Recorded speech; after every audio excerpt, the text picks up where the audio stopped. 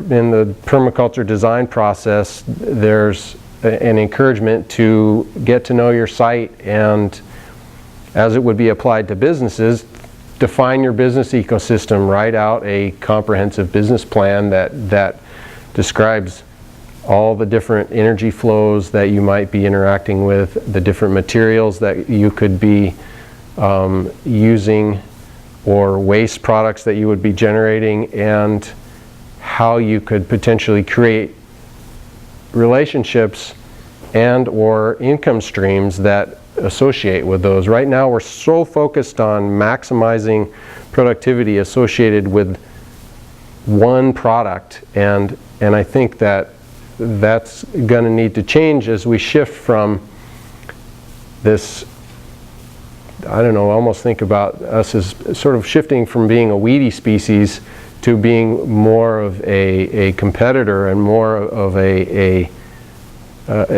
like a plant that's in a more mature ecosystem, where the relationships are not based around growth, but are based around these exchanges of resources and materials. And so there's incredible potential for developing income streams associated with all those different relationships. It's just a matter of seeking them out. I was interested to hear, I don't remember your name in the back there, about the resource portal that you were wanting to describe or create for businesses. But I think that is a fantastic idea. Just the government agencies, Multnomah County, Clackamas County, they've started to do that, but I don't know necessarily that there's one place you can go to find, like, who has this waste product that is currently not being utilized. You know, just a hub for that sort of thing. I think that is an amazing opportunity.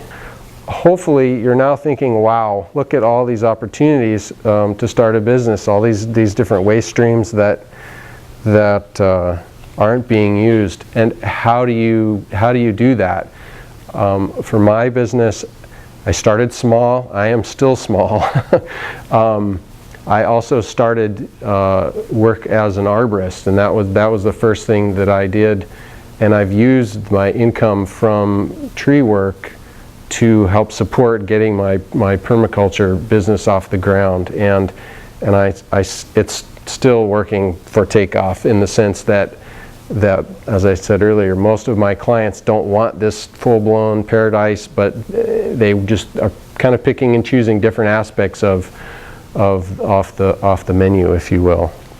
So I think that from a business perspective, starting small, if the idea is good, the demand will encourage you to scale it up, and the growth with that demand can happen pretty fast. Species diversity imparts resiliency to abrupt changes. So again, coming back to this thing about not putting all our eggs in one basket in terms of our business plan.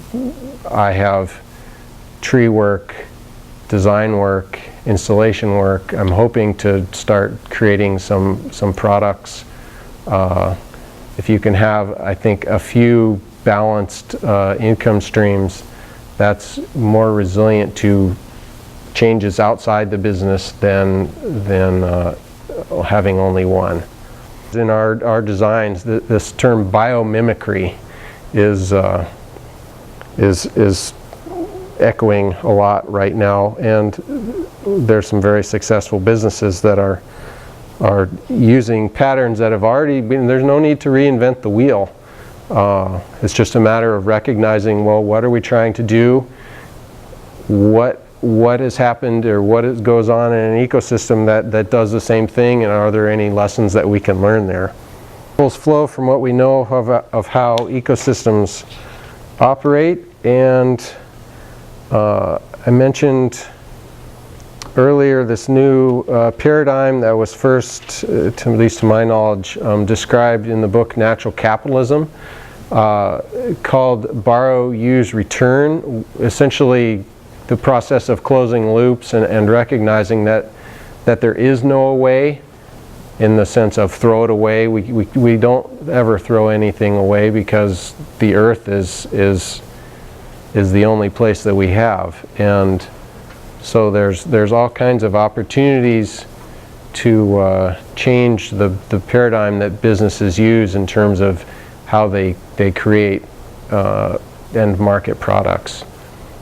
I came across this 5-step model or criteria for a sustainable business model that was that Bob Willard, who is a sustainability guru, had on his blog. And his steps for greening a business were to increase resource efficiency, which I think is where you could probably describe the basic position of our society right now, is that we're really focused on increasing efficiency.